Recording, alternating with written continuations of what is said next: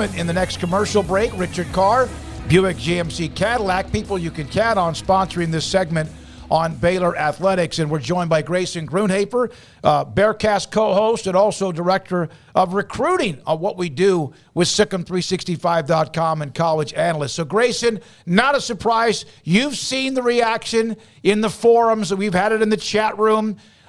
Shapen QB1, what was your reaction from today's news?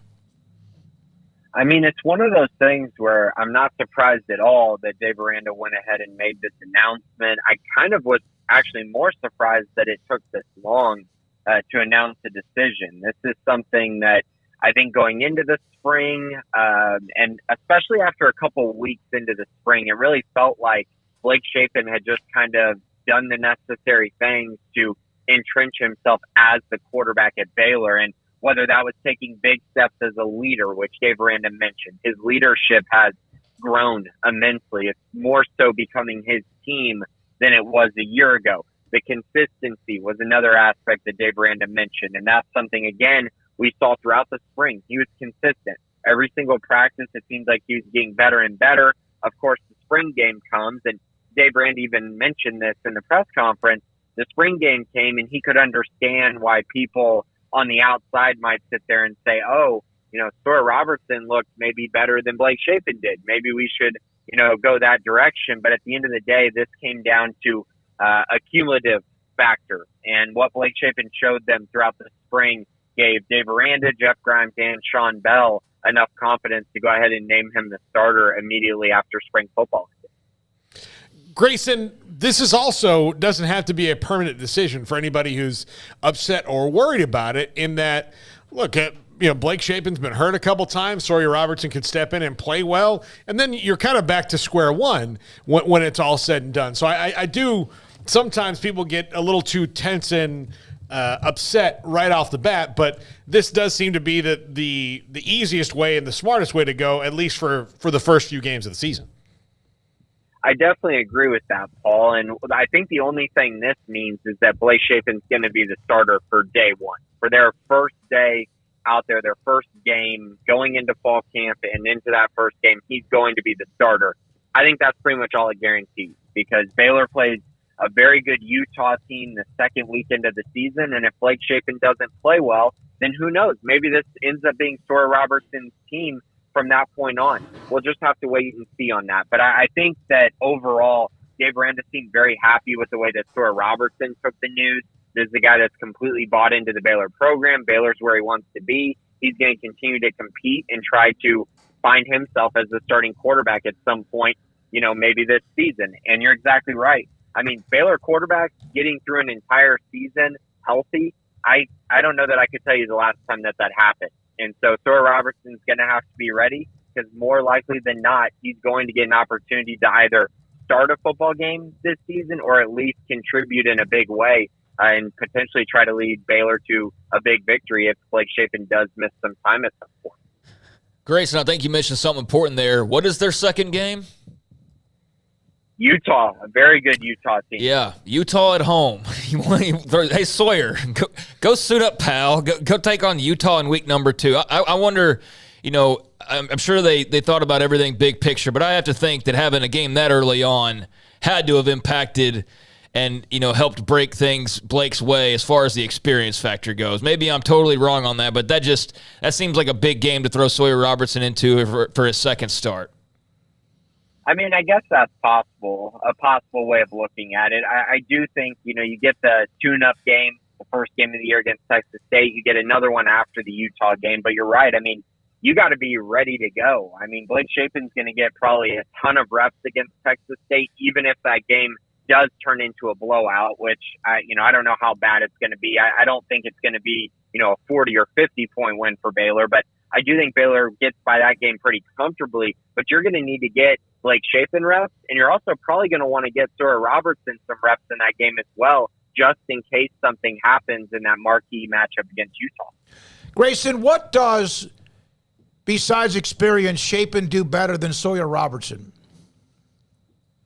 Yeah, so I think the big thing right now, currently, and this is why, in my opinion, Gary Bohannon won the 2021 job, it's the leadership aspect. It's the fact that Dave Aranda, Sean Bell, Jeff Grimes, they believe that Blake Shapen is an actual leader of this football team and that it is his football team. I don't think Sawyer Robertson is near that quite yet.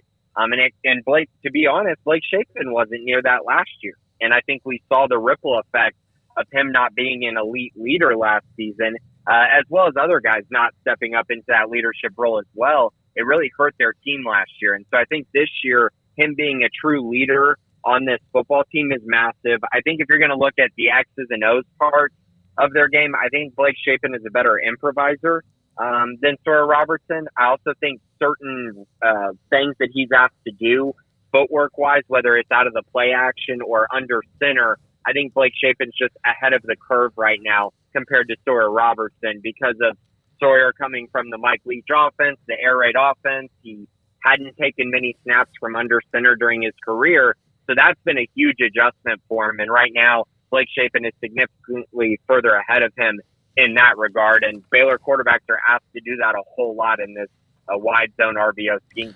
Oh, Grayson, I do think that is something that people may have missed in there. Well, why isn't he ready? You could, if you went to the store of offenses, these are not even on the same aisle or the same section. Like they're, I would like to wide zone. Like, well, you're way over in spread. You're going to have to go all the way over here. There's a lot of differences in these schemes.